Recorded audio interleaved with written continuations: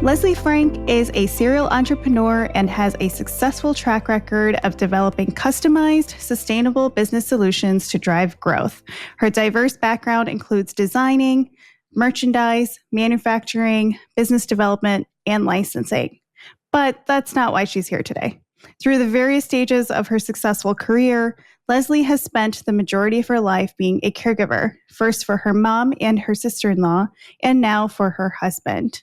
While navigating grief, Leslie has also had to navigate long-term care needs.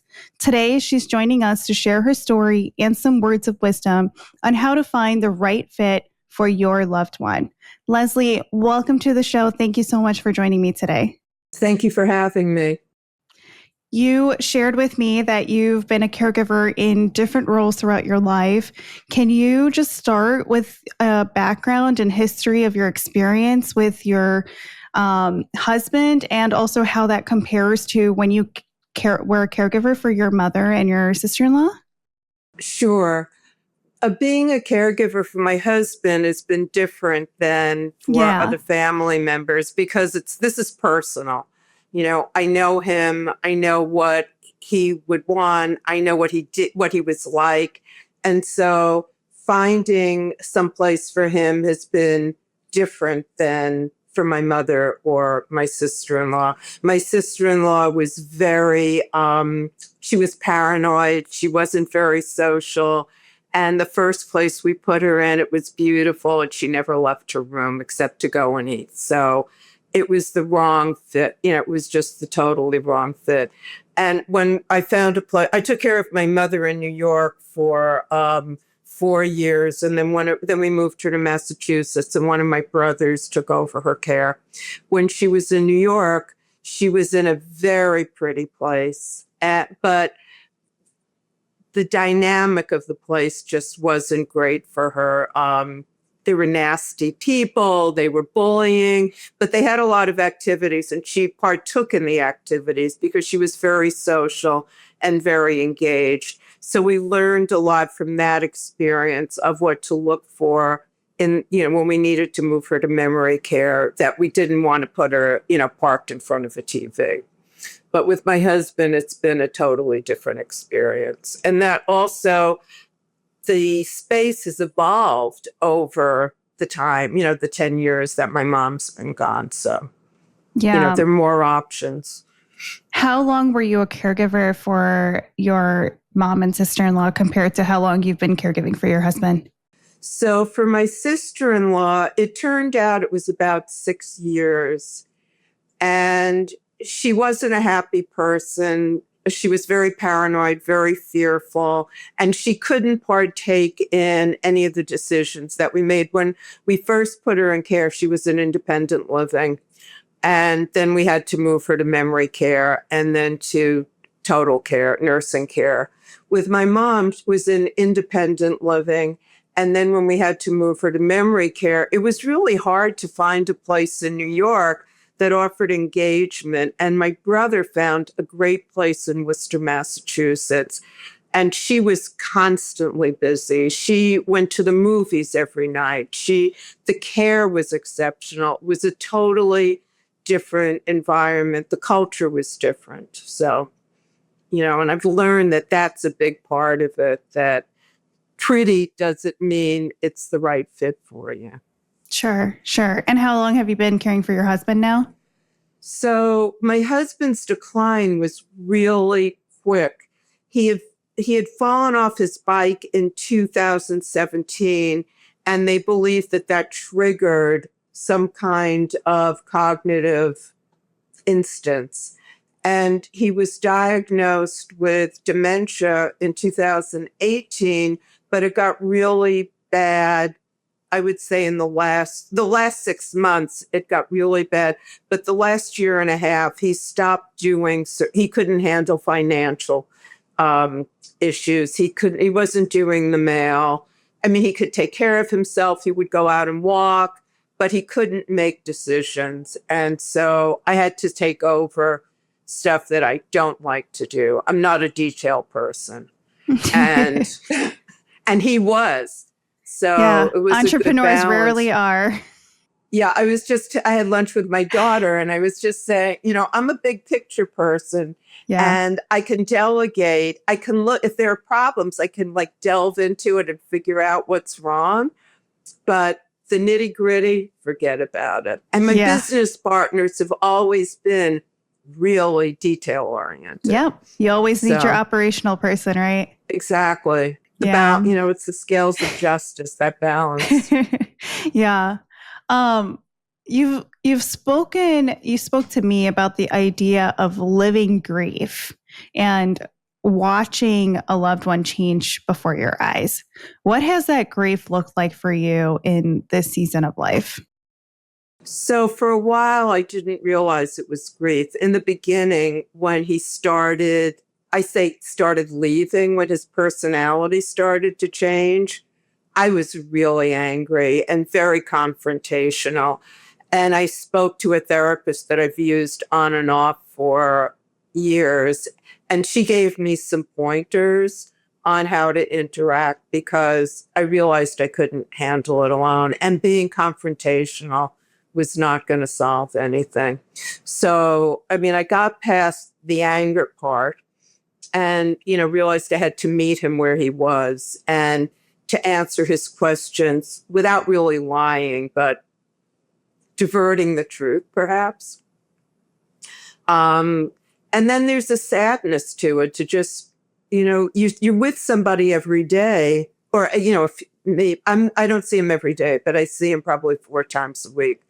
And he just disappears more each time. So there's a sadness to that. I don't really experience loneliness. Both my husband and I traveled a lot for business independently. So I've always spent a lot of time alone and I'm okay with that. But not having somebody to share decisions with for me has become a challenge. I think it's more sadness than, I realized it was grief. And it's sort of like, I feel like I'm a widow in training. Yeah, that's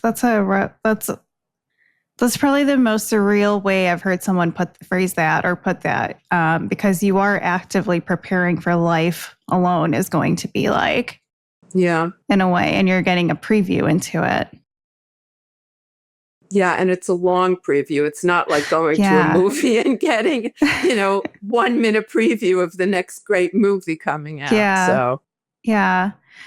I guess in your journey so far, you've probably had to make a lot of ongoing decisions related to him, related to yourself, related to both of you. Some small, some probably very heavy.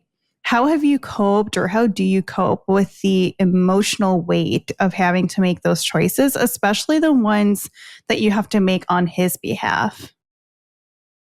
So, I did, because I've been used to doing business plans.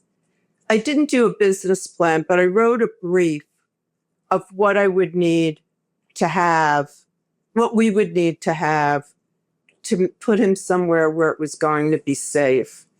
And once I had that, it was kind of like a roadmap that I could navigate. I have a great circle of family, of friends who are really supportive, and that helps it. And I also have like 2 trusted advisors who I can reach out to, an accountant, and I'm having legal issues right now, but I had somebody who I could reach out to for legal advice. And I think that's really important to get feedback on what you can manage and what you can't manage.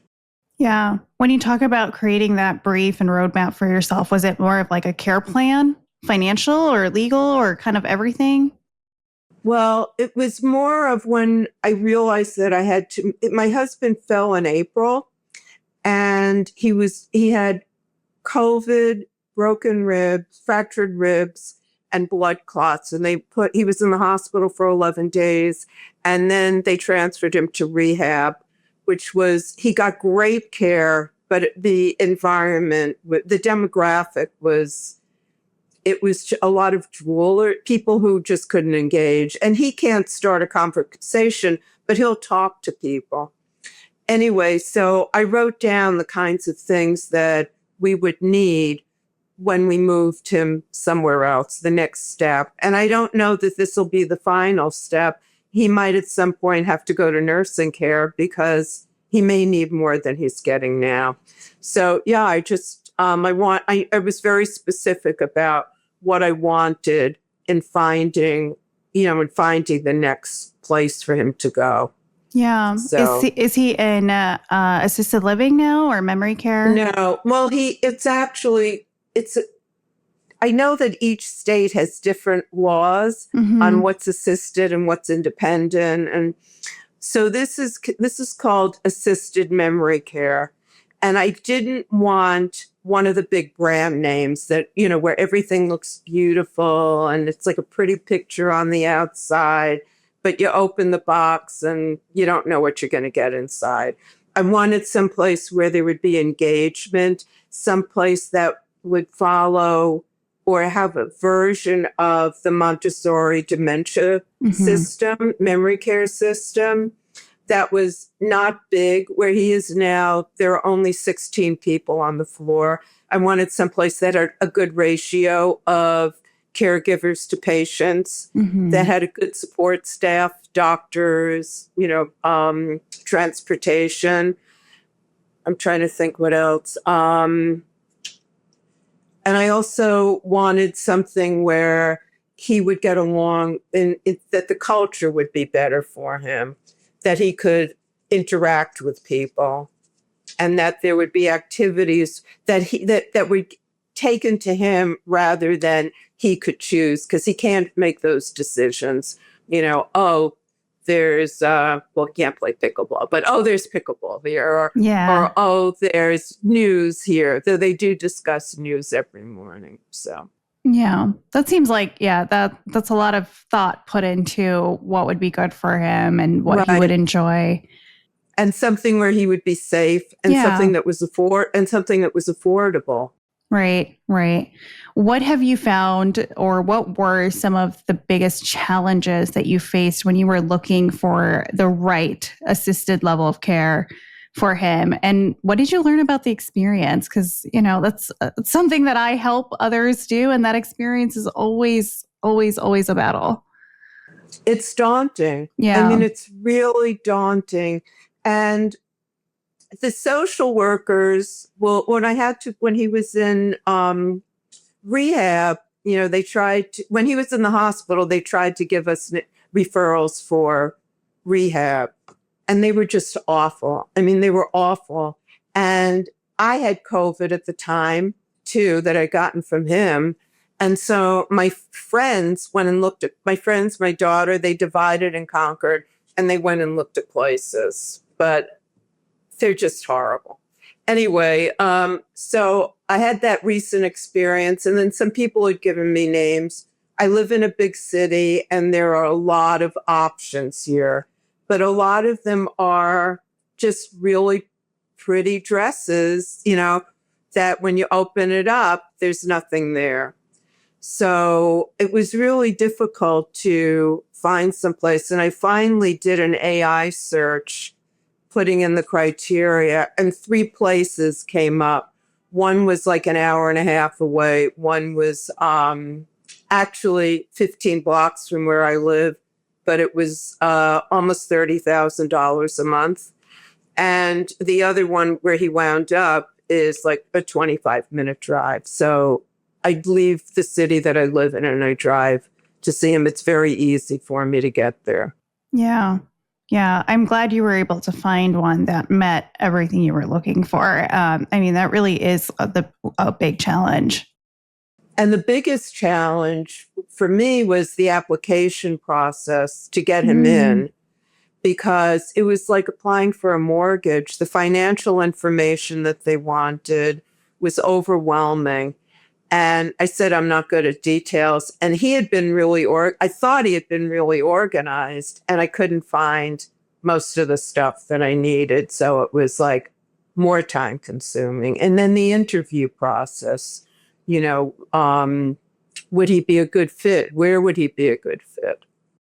Yeah. It's from both sides, right? You're looking to make sure that it's a good fit for him, but they're also trying to make sure that it's that he's a good fit for their facility. Right. They took a new person in last week and they kicked that person out. Oh, wow. 3 or 4 days later, that person was very aggressive. And I saw that person try to choke one of the caregivers, hitting people.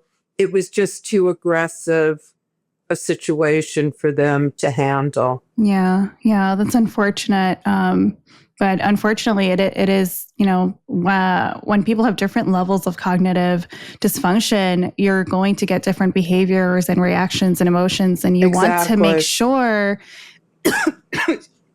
Excuse me. That's okay. You want to make sure that you find, you find a place where you're not going to have to be worried about that. But the team also wants a place where they can handle that, right? And so if they can't handle that, they want to make sure that the people they are bringing in meet the safety level for everybody. Exactly. Yeah. Exactly. So, when I talk to a lot of family caregivers about, looking out or planning for long-term care and kind of just preparing for the phase before it comes, a lot of caregivers describe long-term care as feeling like a parking spot. Like they're just going to go and park them there. What do you think needs to change either in the system or either in the process that makes long-term care feel like more like a home and a transition to a new home and less like an institutional setting? That's a great question. And I don't have the answer because there's so much customization in the levels of cognitive issues and problems that do you put everybody who's aggressive in one place?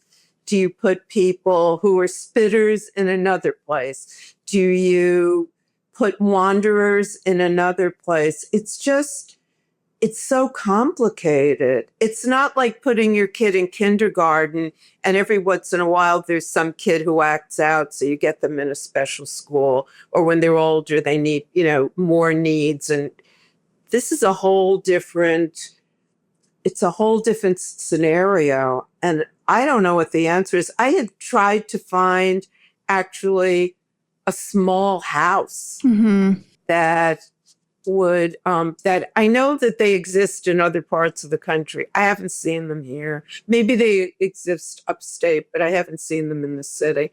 And I know people on the West Coast who have had their parents or loved ones in these smaller environments where it's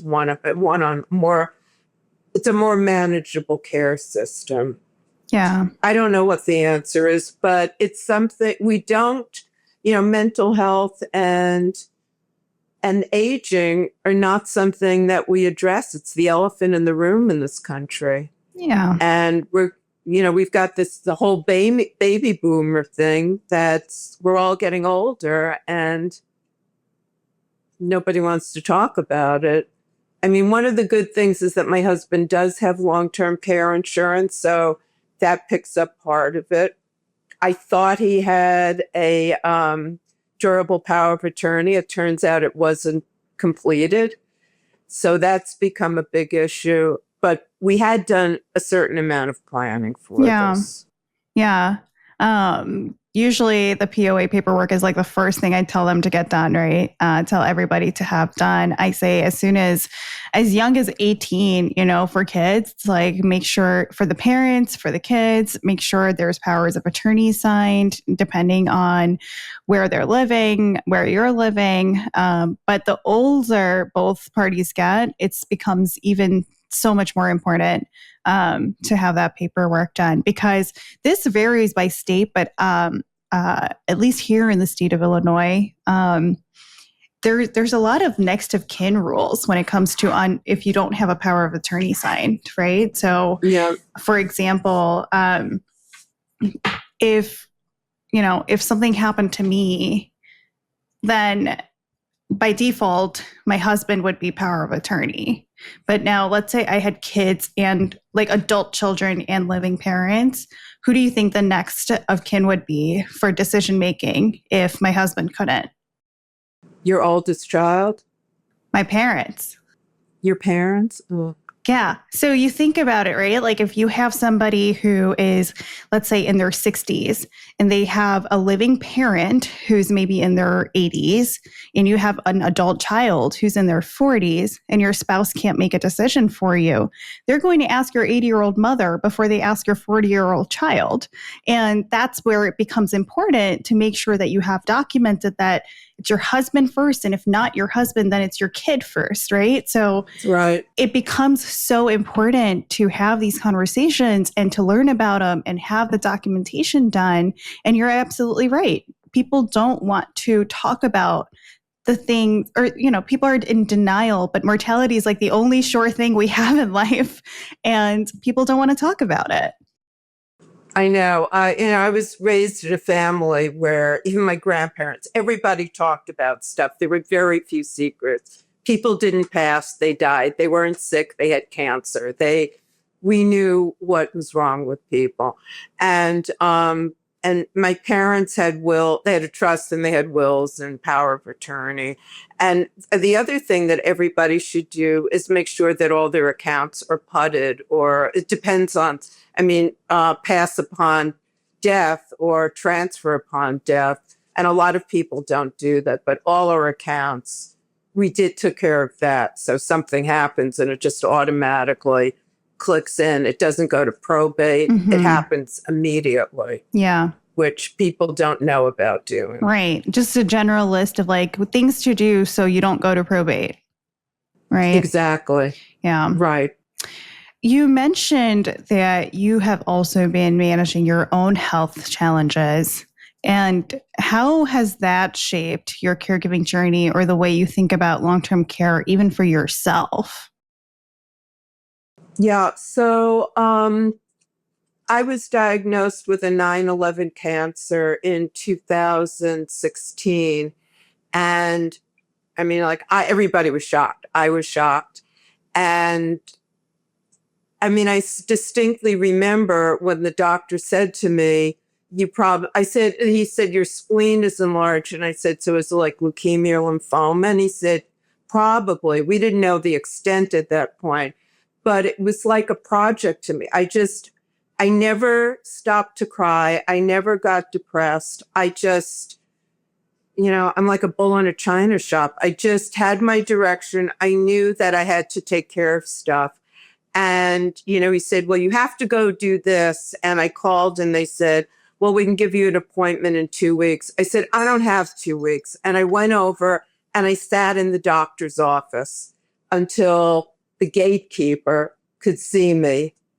I told her what was wrong. And she said, okay, he could see you at 7:00 tomorrow morning, probably figuring that I wouldn't be there. I was there. And I'm just very dogmatic when it comes to this and very, very focused. And I think that has transitioned into how I do anything. And I've done patient advocacy over the years for people who just get bogged down. They don't know how to move forward. And I've helped them find, other resources. I always say, bring a scribe with you. Don't bring your husband or wife. They're going to be like a deer in headlights. Bring somebody who can take notes because you're not going to remember anything. Get a second opinion. If somebody says we can't do anything, go home and get your life in order. Go ask somebody else. Yeah, I love that you do that. Let's touch on that a little bit. I know you are a licensed patient advocate, right? I'm not a licensed patient advocate. It's all by word of mouth. Oh, okay. And it's actually come from places that, like big foundations where people will call me and say, I've got this client. Because there are some places that do fundraising for certain diseases, but they will not recommend a doctor. They'll give you money to help get you someplace. They'll provide services, but they won't recommend doctors. And people don't even know how to go about finding doctors. So I'll help. It's all word of mouth. I'm not licensed, but I'll find referrals for people, and I'm Okay. pretty good at it. How'd you get into that? What was kind of your calling on that? From what I experienced with mantle cell lymphoma, somebody had said to me a long time ago, "You're so lucky," and my sense is that luck comes from the decisions that we make, not, making good decisions. And if it's not a good decision, learn from it, move on. I was exposed when I was diagnosed. Somebody I knew called me and said, so and so has it, they can help you. And I got a lot. And then I was networked. I networked, I took the lead, and I got access to information. Even my doctor, who was the head of a major hospital here, he goes, "How did you get this information?" I couldn't tell him because of who referred it in the beginning. But if somebody said that they could help, and not say, "Oh, I've had this, I've had that, do this, do that." But if somebody recommended a resource, I was open to, you know, speaking to people and delving into it and staying off all the chat rooms online, because it's just like going down a rabbit hole. It really is, especially when you have a specific disease. There are so many online groups and forums that, I do think they have pros and cons to them, right? Pros, you get a peer support community, you get other people who are navigating the same disease as you, even if it presents differently or even if it impacts different things. But then, you do go down this rabbit hole of people who are not doing well with it, or maybe people who did really well with it, or people who are trying different things, but then they're getting too much into other things or not enough, and people have different opinions, and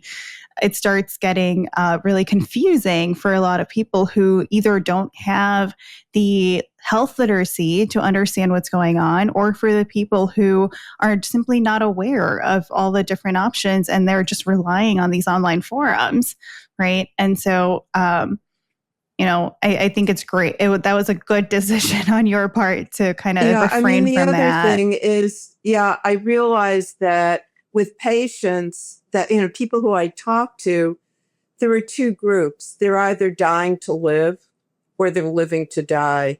And the people who go, "Woe me, why did this happen to me?"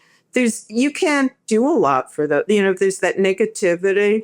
But people who are dying to live, who are warriors and fighters, they'll be the ones who make it through this. And I think it's the same with caregiving. If it's somebody who goes, "Why did this happen to me?" I mean, I jokingly say I didn't sign up for it. And a friend recently said to her mother, "Did you say for better or worse when you got married?" Yeah. Because nobody does that anymore. But it's just how, you just have to look for opportunities. Yeah. Yeah. I imagine that impacts how you're going to respond to this question. But are there moments, big or small, that remind you, not necessarily inspire or motivate you, but remind you of why you continue to show up even on the hard days? Yeah, there are. I mean, when I was really, really sick when I was diagnosed with this mantle cell lymphoma in 2016. They gave me 90 days to live. Here I am, and but my husband showed up almost every day. Somebody showed up for me almost every day. I was in the hospital for 100 days in 1 year, not continuously, but for a month at one point. And people showed up. And I've always thought it was important to show up, even if it's to just hold somebody's hand, because you don't know what's left there. I had a friend who had Creutzfeldt-Jacobs and just over 6 months disappeared. And I felt it was really important to go see her. And I would hold her hand and she would squeeze my hand. You couldn't have a conversation with her. You couldn't talk. There was very little left, but there was something left. And when people say to me, "It's too hard for me to go see so-and-so," And I think, no, it's not. You have to be there for them. They were there for you. Be there for them. I love that. So, I love that. I've worked in the hospitals for about a decade now. And, one of the hardest parts of working primarily on the inpatient floors that are catering towards older adults a lot of times. And it always was heartbreaking, still is heartbreaking to see how many of those rooms are empty all the time. These older adults are there by themselves and they're in the hospital. And then, there are families that have like 5, 6 people in them all the time. And, we have to be like, hey, you can't have more than 3 people in there. And, it's always such a tough battle because I'm like, hey, can you maybe, if there's 6 of you here, can some of you go check on some of the other people, like say hello, introduce yourself, but you can't do that at the hospital. So it's, it becomes so important to show up as a provider a lot of times because they don't have that. And they don't have somebody coming in. And I also like the point you made about showing up even when it's hard, because I always say, personally for me, what's going to be harder is living with the disappointment and the regret of not showing up for them after they've passed. And I think that's sometimes a harder pill to swallow. Yeah, I really believe that, if somebody is critically ill and that you don't have to be there every minute, every day, unless you need to be, because I always feel that if you say hello all the time, that you don't have to be there for the last goodbye. And my daughter and I are taking a trip in 2 weeks, and we're going to be gone for 16 days. And I've set this thing up where there will be 4 days each week that somebody will be with my husband. Maybe 5, but there will be 4 days so that he's not alone and that he has somebody there to interact with him, somebody he knows. So Yeah. I just think it's important that he has that connection. Yeah, absolutely. That's great. I guess connecting both that and for yourself, what helps you stay grounded and connected to yourself while you're navigating both the caregiving and your personal grief as with your disease, with his disease and everything else? You're obviously someone who just gets things done, is kind of like taking care of everything that needs to be taken care of. But how do you stay grounded and connected to yourself? I have a really strong circle of friends who, well, we all show up for, they're about 5 core group of people who just are always there. And I also have been since I moved my husband to memory care, because getting him settled was pretty overwhelming, is that I've started to do stuff for myself again, where I'm going to the theater again. I'll go to the museum. I used to race walk marathons, and I probably won't do another one of those, but my goal is to walk 3 to 4 miles 3 days a week. And I started doing that again. And I took my daughter, because our birthdays are the same day. We went for a spa weekend. That's awesome. Somewhere, just the 2 of us alone. And because if I don't take care of myself, I can't take care of him. And it was interesting because when he was in rehab, I was going like 5 days a week. And one of the physical therapists said to me, you've really got to take care of yourself. Just what I said. If you don't take care of yourself, you don't have to be here every day. You won't have the energy to take care of him.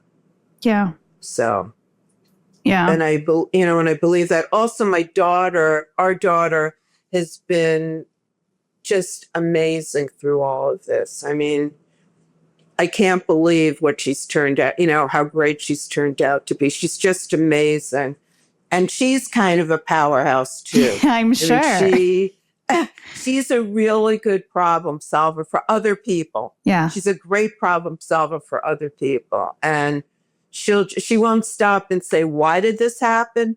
She'll just figure out a solution and go for it. So yeah, well, that probably stems a lot from having a mother as a powerhouse too. I don't know. I think it's observation. What is their nurture and nature? Mm-hmm. Yeah, absolutely. Yeah. Sometimes people connect better with, not sometimes, a lot of times people connect better with others who have gone through a similar path or are going down a similar path versus coming from therapists and providers who are just one more person telling you what to do. So coming from someone who's been down this journey multiple times and is still going down this journey, what advice would you give to someone who's currently struggling to either find a care setting that feels like the right fit for not just their loved one, but also for themselves as the caregiver? I had two friends whose one husband had Parkinson's. The other husband had frontal lobe dementia. And we watched them disappear. And I leaned on them for support and for questions because they had lived through it.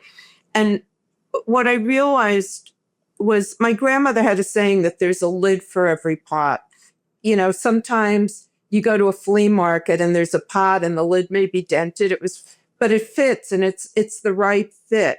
So find what is the right fit for your loved one. Really be specific about it. Don't buy a beautiful, bill of goods. Find something that's going to work, not just for your loved one, but for you too, where they're going to be responsive to you and they're going to answer your questions, because it's not just about my husband. It's about, I have to interact with people, make sure they're going to return calls. And that's one of the things that I've always asked is, how long will I have to wait for a call to be returned? I mean, I can text people and they get back to me right away. That's really important, right? As a caregiver, to have that peace of mind of knowing that, hey, they're going to be cared for, but also if I have questions, I know I'm going to be cared for. Yeah. Because you want them to be safe. That's always your primary goal in getting somewhere. You want them to be safe. But after that, you have to figure out what's the best fit for them. Yeah. Yeah. And ongoing. I mean, if you could find a place that had stepped care, that might work for you. So, yeah.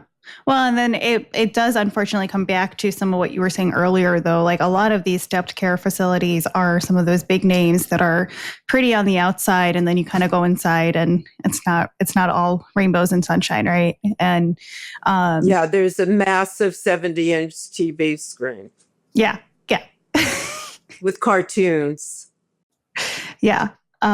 Yeah, for sure. I mean, and we know about these, right? Because oftentimes these are the ones that you're seeing in advertisements on TV, on the internet, on the billboards. And then you go on the bus, on the subway. Yep. And then you go see it and yeah, it looks great. But then you dig into all of what does the day look like? What will every day look like? What is your activities calendar? What is your food menu? What options do they have for activities and hobbies? And then all of a sudden now you've got a list of things that you don't quite like. Right. Right. And I think that interaction piece is really important. And people don't even, I think, first shot around, people don't even know how to ask for that. They don't. And, one of the things I really encourage a lot of families to do is the site visits. If you're going to have a loved one live somewhere, I mean, when you sign an apartment, when you buy a condo, when you buy a house, how many times do you go see it? Right. And so just one visit isn't going to give you all the details. You kind of have to show up once, maybe with a scheduled visit, once maybe unannounced, and see like what it actually looks like, what kind of things are going on. So you get a real feel for it. And how they handle conflict, how they handle COVID, MSR, what do they do when there's an outbreak of something? Yeah, yeah, absolutely. What are their emergency response plan? times? What's the risk management plan? Sure. And what's their emergency plan, right? What happens if there's an emergency? Exactly. What happens if your Yeah. husband falls, right? What happens if he has an infection? How quickly do they act? A lot of these facilities have contracts with hospitals. So which hospital are they going to be taken to? It's important for you to know all of that, especially, you were saying like he's in a different town, he's 25 minutes away. So they're probably going to take him to like the closest hospital that's over there, right? And well, I had a choice of 3 hospitals. And that is rare, but that's great. Right. And they have 3 different doctors. And I interviewed 3 different doctors before. And I picked one who's a gerontologist. Is that how you pronounce it? Gerontologist. Gerontologist. And he teaches, because I want doctors who teach, because if they're teaching, then they're up to date on whatever's happening. I don't want a 70-year-old doctor. I want somebody much younger than I am. I don't want them to retire next year. And anyway, I really like the doctor who I selected, and he's called me twice about stuff. So yeah. I feel that that he's being taken care of. How do you feel? Like, how much time do you think you spent up front to set all of this up so that now you feel safe and content with knowing that everything's like set up? He fell in April. I would say that my life started spiraling out of control in April, because I had to. He got COVID, then I got COVID, so we both felt like crap, and I had to recover from that. And then, meanwhile, I had all the stuff that I had to take care of: legal, financial, and I would say, once I got him into where he is now, it was like this weight had just been lifted off me. Once he was accepted, I noticed that I was lighter. And then once I moved him, and it took him a few days to acclimate, because he was aware of faces where he was before, and he didn't know anybody where he is now. Now he knows people, especially the caregivers. And he's very, very kind and nice to them. But I would say in the last month, things have gotten easier for me. I've been able to go back to this long laundry list that gets longer every day, because I wasn't addressing it, that I have to do. That's both financial and legal. And I've realized, I had COVID again last week, but I realized I have more energy than I've had.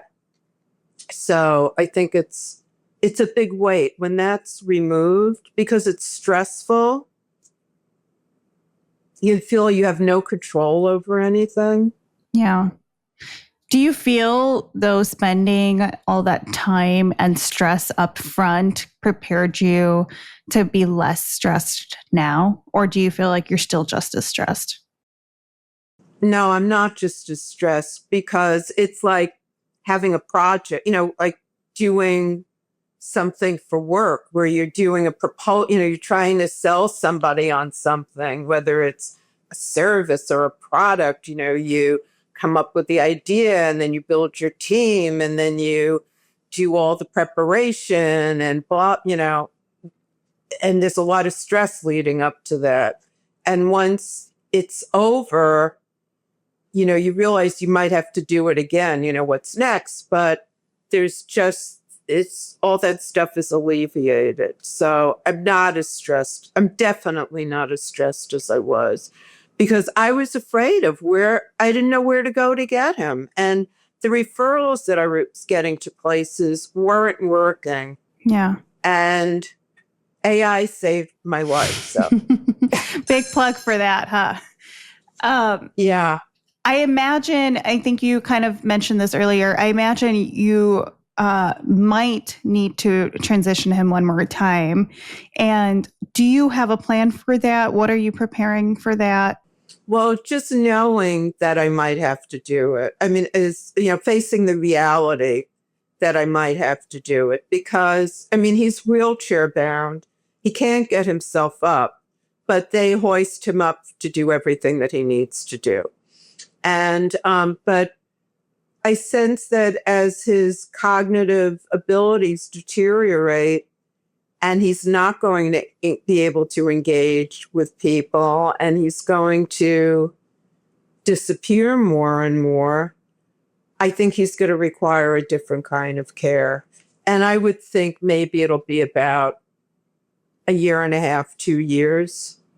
But for right now, where he is a good place. They do have a nursing home on this property. Whether it would be the right one for him, I don't know. But at where he is, I'm very impressed with the level of care that they have. I don't know if that goes through the whole system or not, but sure. But right now, I feel like I have a break. Okay. And I'm not going to look for a place now because if it happens in 6 months, I can do it then. But if I look for a place now for 2 years, who knows what's going to happen in 2 years? Yeah. Yeah. You know, there could be new places. Places could close, you know, especially with all the government changes. Yeah. We don't know what's going to happen. Yeah, that's true. And you've done it once, so you are prepared to be able to tackle it a second time with hopefully a little less stress because you know how to do it. Right. Yeah. Okay. Well, I mean, I thought by doing it with my mother and my sister-in-law, it did give me a little bit of background for it, but because this was so much more personal, you know, that I really felt that I had to do what was right for him. Yeah. Well, it's personal and things have changed a lot, right? You said it's almost been a decade. Absolutely. Yeah. I can tell you I've been in the industry for about a decade and so much has changed. When my husband was in the hospital at NYU Langone, they had him in a room with a robot.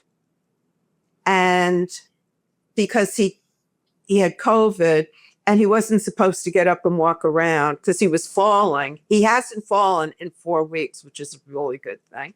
But they had this robot that said if he tried to get up, it had a camera on top. Sit down now, in this very authoritarian voice, or don't do that. And it would shock him, and he didn't move.